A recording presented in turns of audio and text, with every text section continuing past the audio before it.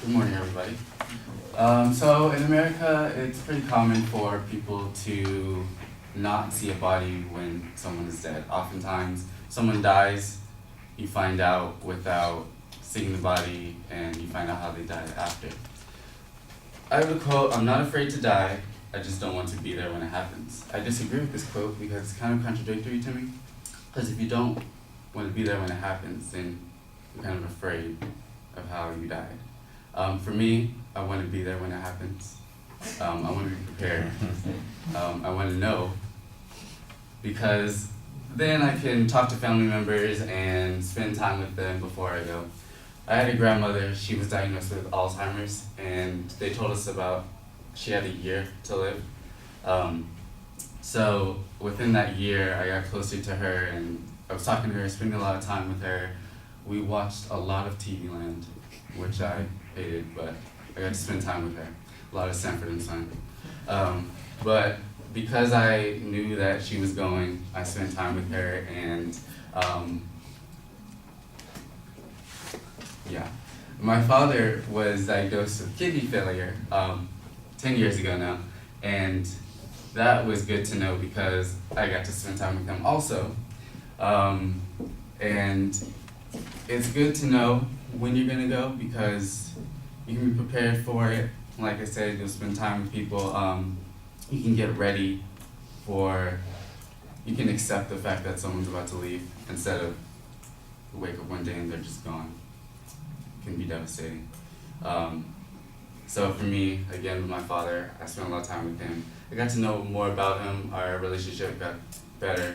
And luckily he survived and our relationship has gotten better. For me, I'd rather prefer to, get diagnosed with something and the doctors tell me I have like 3 weeks to live. So, I can prepare myself, eat whatever I want to eat, say crazy things to people because I'm going, so I might as well say what I want to say. And tell my family how I want my life celebration because I don't want a funeral. It's kind of sad and tears and stuff. I'm not for tears. Rather have dancing and pictures of me and fun stuff. So I'd rather know when I'm gonna go. So that being said, I'm not afraid to die. I just don't want to be there when it happens. I want to be there when it happens. And I want to watch it all.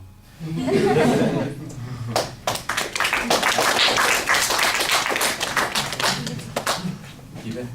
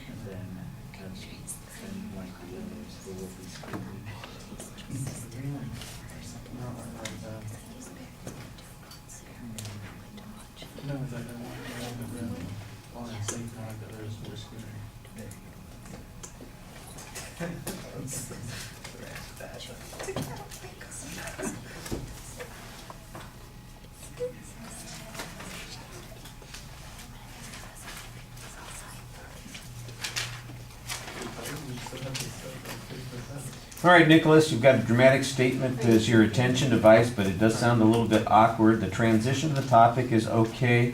Your quote is an interesting interpretation about how you're going at it. Actually, I thought it was much clearer at the end of the speech what your point was than it was at the beginning of the speech.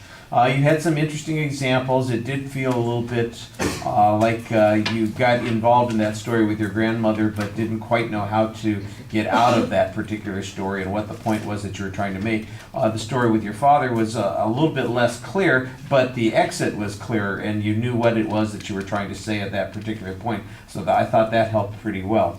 Your presentation issues, I think all the stuff with your voice is really effective. If I'm just listening to you, I think you're doing a pretty solid job. But I'm not just listening to you, I'm also watching you, and there are a few things that you're doing that you really want to be careful about.